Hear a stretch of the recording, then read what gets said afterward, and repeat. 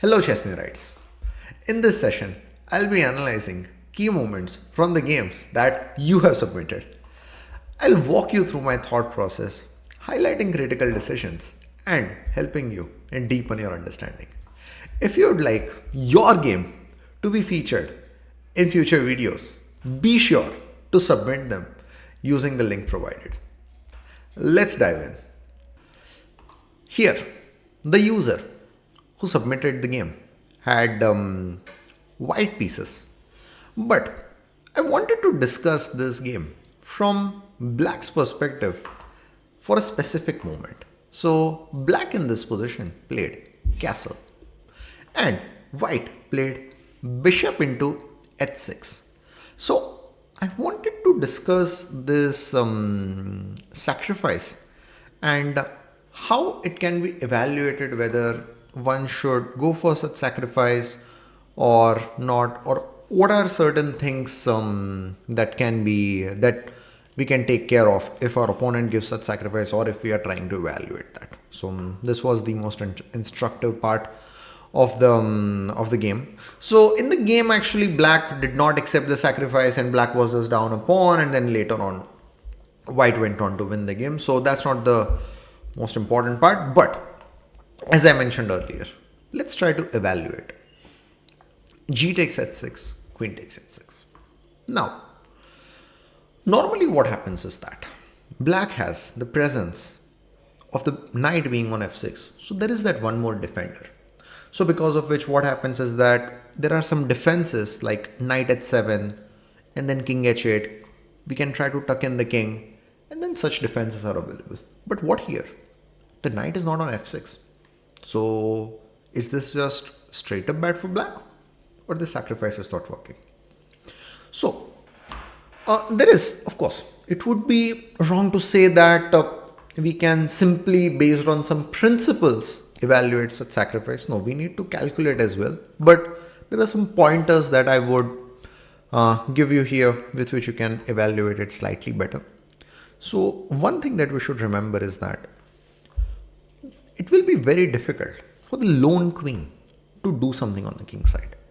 The queen will need the support of certain pieces. It could be the bishop, it could be the knight, or it could be the rook.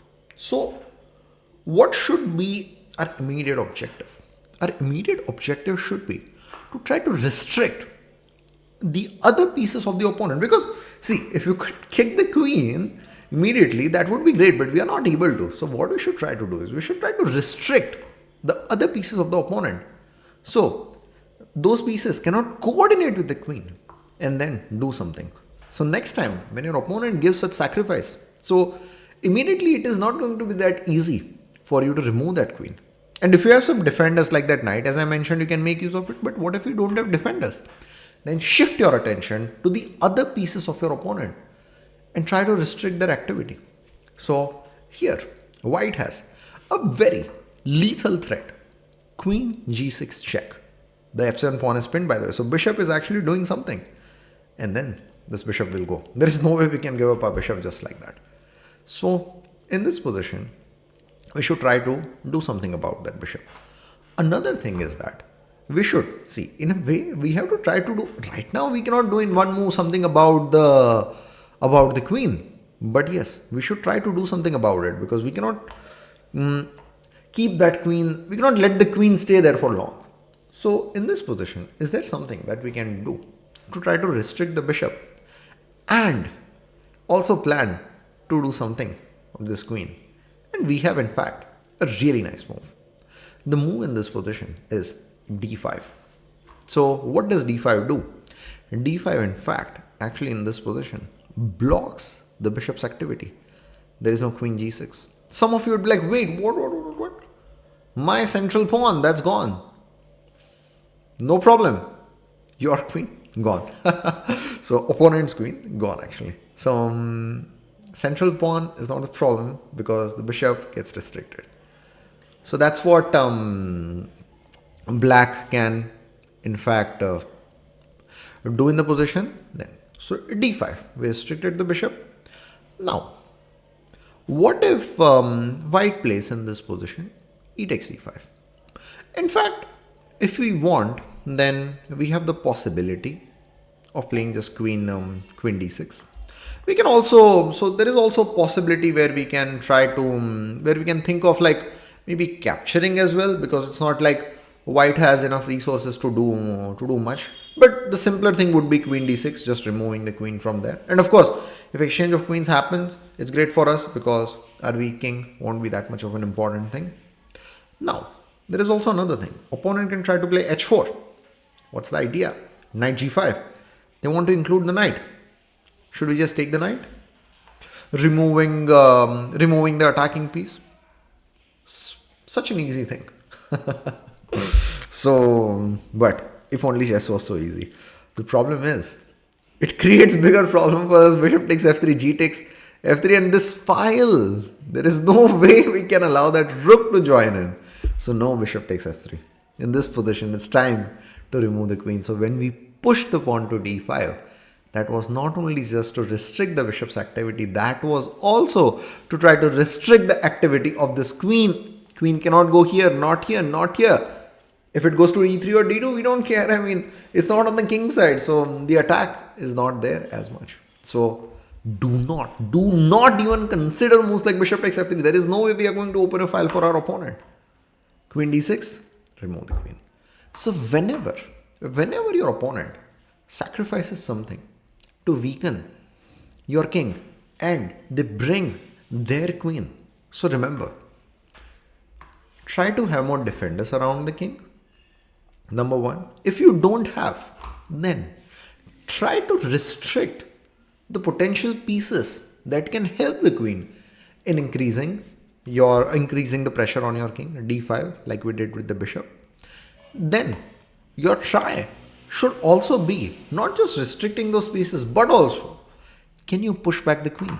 Because if you are successful in doing so, then your opponent will not have compensation for the sacrifice material.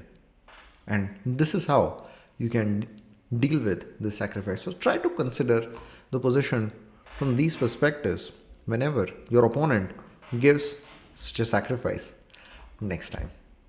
So I hope with these games that I discussed, you got more perspective about how to handle different types of positions and how your thought process can change depending on short-term factors, long-term factors, your opponent's attacking chances, your own king weakness, restricting opponent's pieces, trying to deal with the active pieces of the opponent, and many more things. Once again, I'd like to remind you that if you want your games to be analyzed in the later videos, in the future videos, please feel free to submit them in the link provided. So now let's actually discuss a position. So this is not from a user submitted game, but a position that I thought would be instructive to discuss. So this is white to play here, and let's try to understand it more. So the material is equal. Black's king is castled on the queen side, and already, I mean, pawn is on a5, rook is on a1, so it's clear that we have the pressure on the queen side. Our king is in the center. All right. Then what should we try to do?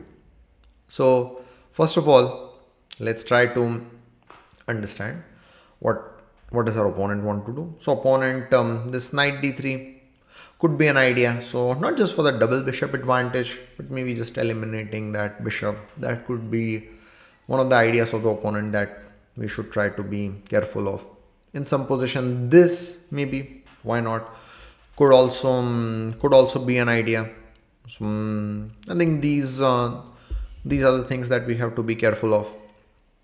And then what else? Now let's try to get to the weaknesses in our opponent's position. So we already looked at that. So the queen side is not completely safe. Now let's try to understand it a bit more. It's not just about this pawn and the rook. We should try to, this is because this rook is not going to, the lone piece is not going to give us the victory. We need to look at it in a bit more detail. So, black has 4 pawns on the queen side. And all of them are on the queen side. All of them are on the dark squares. Now, those who are quite active on chess neurons, those who watch my videos regularly, they will instantly understand the point I'm trying to make. Yes, light squares of black on the queen side are weak because all the pawns are on the dark squares. Now, we are trying to put pressure on our opponent's king. So, what do we know about attack? We should try to bring as many pieces as possible. That's an important principle. What else? Equally important is we need to remove the key defenders of our opponent so that our attack can be successful. Now, what's the key defender of the queen side? What's the key defender of the light squares? This bishop. Imagine this bishop getting removed. It will be too much for the opponent to defend the queen side because of those weak light squares, because of that weak queen side, because of the potential of us through here.